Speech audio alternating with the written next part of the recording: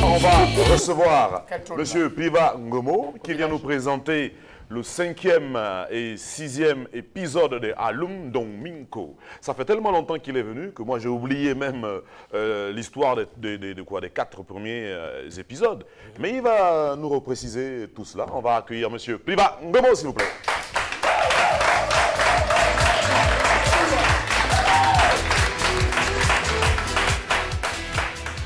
Bonsoir, M. Ngomo, comment allez-vous? Bonsoir, je vais très bien, merci. Et je vous présente à toi déjà, Régis Massimba, et à toute ton équipe, mes meilleurs vœux pour l'année 2011. Très bien, merci. Nous, on vous renvoie les mêmes vœux pour la même année, avec plusieurs apparitions, plusieurs productions. On n'a même pas eu les meilleurs vœux.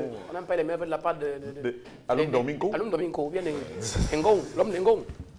Alors, je ne sais pas si on peut d'abord lancer le spot qui a été préparé pour la circonstance.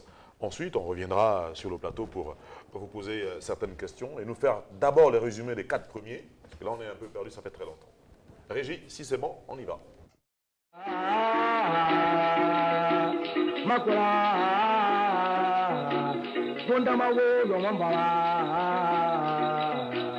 Ayamaka kama domboro bamako ayakane amoro yare kama domboro wala kama yare malala yalamba abuwa yamana bande jino bo wono koneta engondo akwaneke ekene ngondo annam mo ba luena alumundo me ko na manu no ani be ban bolo kalwa omboro be me ka fam akobana amana lo na mawen mandamo kona ya siamang ya moko ya bekan huwa ya mananga me morete ina be ka lu bevin ka gbere meji ka gbere be tai alu fa ba be ko be bo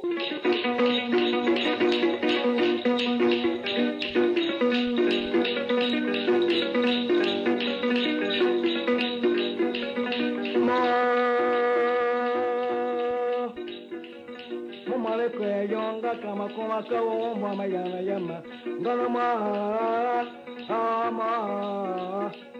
ama o mama le ko yonga kama koma kawo mama yana yama ngana mo yo mama le ko ngana mo afanga yama bomo yana ngana mo nala otu songolong songkong songkolong songolong songkong songkolong songkolong songkong Aninya Anna Maria Emma Kulongo Yani Anna Maya Day Mawon Mamekona Malistatu Mo Yomokoa Mo Rovo Mo Yeso Taramba Mo Yakamotoda Anna Moniko Yeko Mo Yambela Lenambenama Mo Yango Menamamba Anikiba Anna Manwana De Mawon Mamekona Manwana Tangon Mango Betamundo Okulu Manu Gomu Yoga Buwa Yamanamba Meka Namanu Gonu Puran Manu Gonu Mambala Sonda Ina Akira Boromber Maba Akira Là, nous sommes en plein dedans, dans la culture fan, mais un petit message quand même entre-temps. C'est Laure Récoula de Port-Gentil qui nous écrit. Vous connaissez l'artiste? Oui, Laure Récoula. Voilà. Donc elle dit, c'est pas l'amour de l'argent, c'est le poids de la misère qui en est la cause. C'est ce qu'on voilà. essaie de dire un peu. Donc voilà, les gens ont besoin d'argent parce qu'ils souffrent. C'est pas forcément parce qu'ils aiment le garder comme Picsou. C'est pour ceux qui souffrent, pour ceux qui ne souffrent pas. Alors, revenons à M. Piva Ngomo.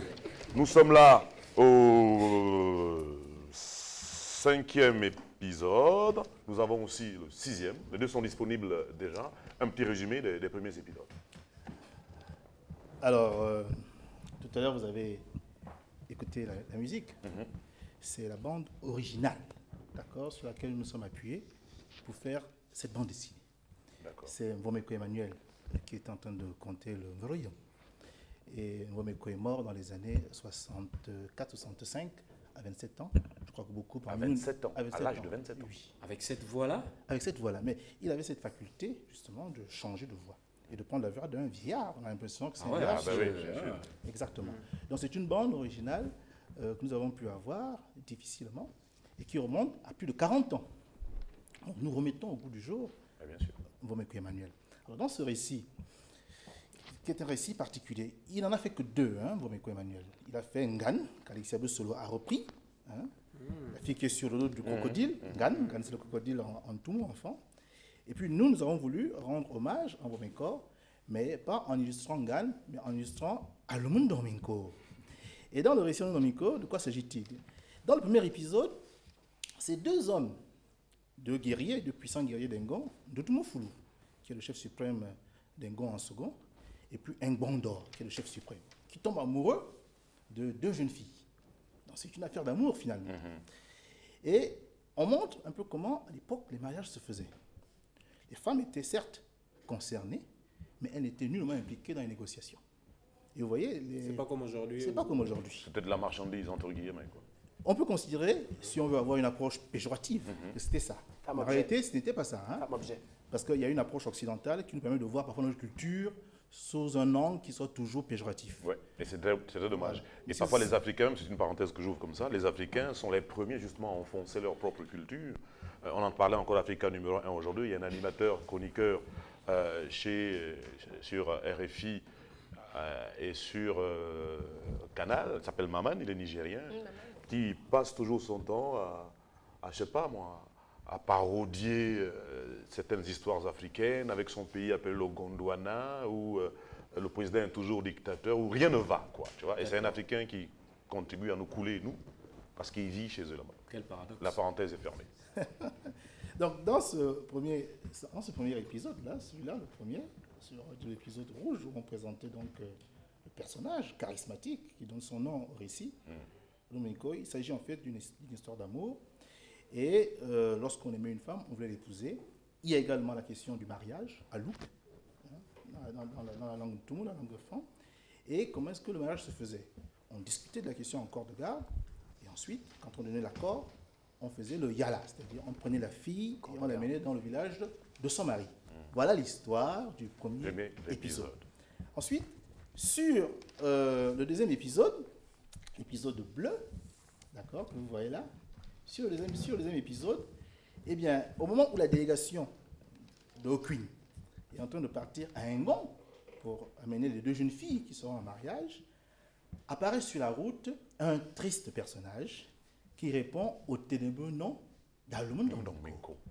Alum, ça veut dire la bagarre. Il dit que lui, il ne construit ses maisons qu'avec la peau des hommes. Donc il aime le cuir humain. Et il a effectivement besoin de 40 peaux d'hommes pour terminer sa maison. Alum, c'est bagarre, enfant. Alum, c'est bagarre. C'est Aluman. pas un Iran? C'est un peu la même chose. Aluman. Non, à un niveau supérieur, quoi.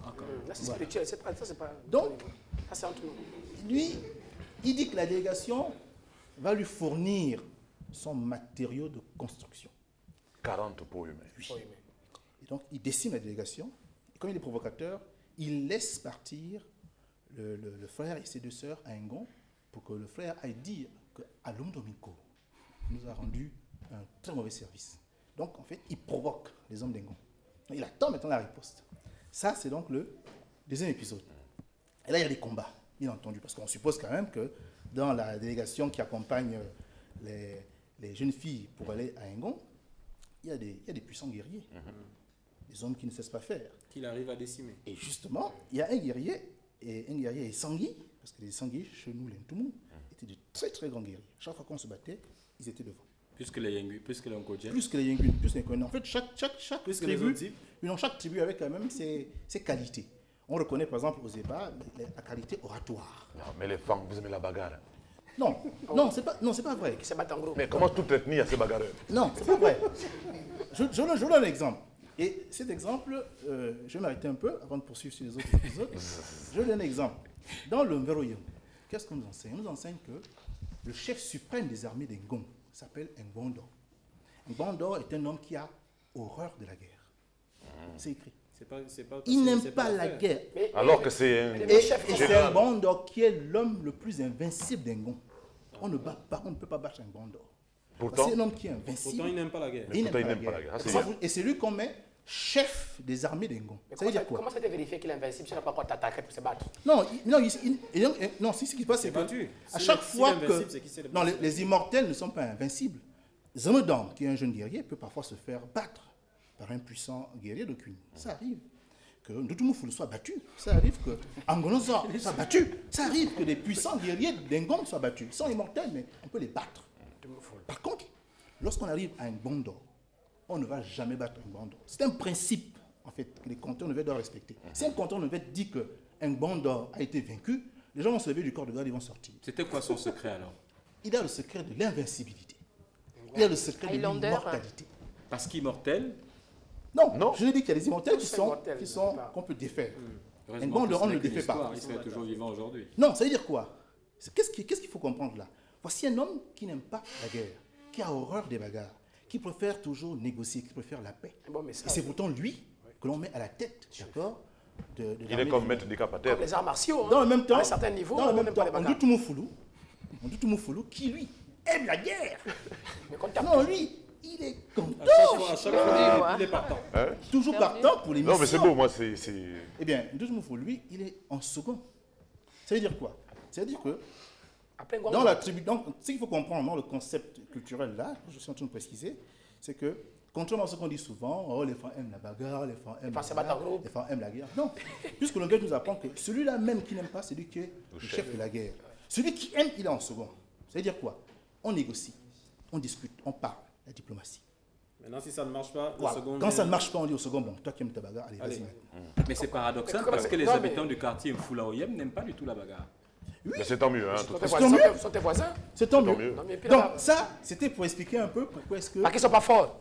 C'était pour répondre à Régis qui disait que les femmes aiment la guerre. Maintenant, dans la migration, d'accord, qui s'est opérée dans la zone nautique où nous étions pour arriver dans le golfe de Guinée, parfois il a fallu affronter des peuples qui étaient plus puissants que nous. Par exemple, les Fulbe, doucement dans Fodio.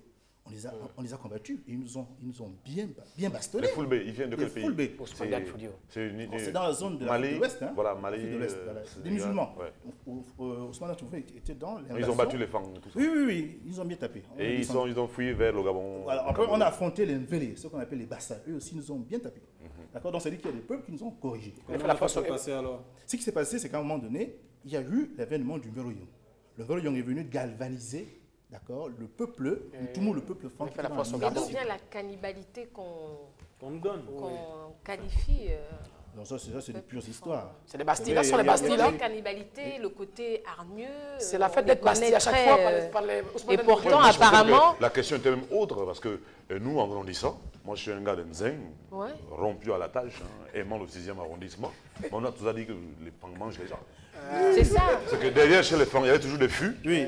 Et ces fûts-là, c'était pour mettre les corps, pour que la peau... C'est des bagarreurs, c'est un peu le... Et quand tu pleures comme ça, là, ça veut dire qu'il va manger la tête. C'est Bantem qui a gaspillé. Quand il pleure, oh Anani, c'est qu'il mange la tête. Quand il fait, oh yo, il va manger le bras. Quand il dit, il aime les côtes. Non, je vais vous expliquer pourquoi.